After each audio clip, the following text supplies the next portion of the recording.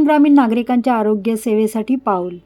निळजे येथे 100 खाटांचे सुसज्ज उपजिल्हा रुग्णालयासाठी आरोग्यमंत्री प्रकाश आंबेडकर यांना निवेदन.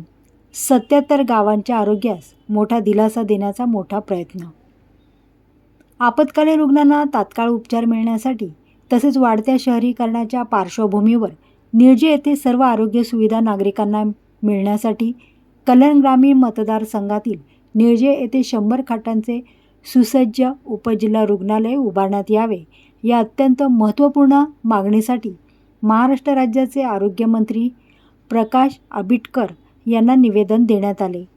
ही मागणी दीर्घ काळापासून सातत्याने पाठपुरावा करून मांडली जात असून निळजे उपजिल्हा रुग्णालय झाल्यास कल्याण ग्रामीणमधील 27 गावे, श्री मलंगगड परिसरातील 36 गावे तसेच नवी मुंबई समाविष्ट झालेली 14 गावे या सर्व नागरिकांना मोठ्या प्रमाणात त्वरित व दर्जेदार आरोग्य सेवा उपलब्ध होऊ शकतील, हे निवेदनामध्ये ठळकपणे निदर्शनास आणून देण्यात आले. सद्यस्थितीत निळजे येथील आरोग्य केंद्राची दुरावस्था व अपुरी सुविधा यामुळे आरोग्य कर्मचारी नागरिकांना अपेक्षित सेवा देऊ शकत नाही, ही गंभीर बाबही मांडण्यात आली. निळजे येथे उपजिल्हा रुग्णालय झाल्यास सर्व नमूद गावातील नागरिकांना तातडीची उपचार सेवा स्थानिक पातळीवरच मिळेल, ज्यामुळे अनेक रुग्णांचे जीव वाचू शकतील. आजच्या परिस्थितीत निळजे परिसरातील रुग्णांना उपचारासाठी डोंबिवली येथील शास्त्रीनगर रुग्णालय किंवा कल्याण येथील रुक्मिणीबाई रुग्णालय येथे जावे लागते. ही दोन्ही रुग्णालय लांब अंतरावर असल्याने आपत्कालीन परिस्थितीत वेळेअभावी रुग्णांना मोठा धोका निर्माण होतो. तसेच मधल्या काळात जीवितहानी होण्याची शक्यता वाढते.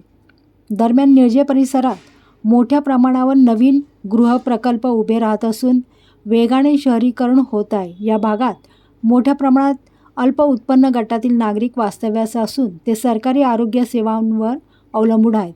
मात्र सध्याच्या आरोग्य केंद्रात सर्व सुविधा उपलब्ध नसल्याने नागरिकांना उपचारासाठी डोंबिवली किंवा कल्याण येथील महानगरपालिका रुग्णालयांचा लांब पल्ला गाठावा लागतो.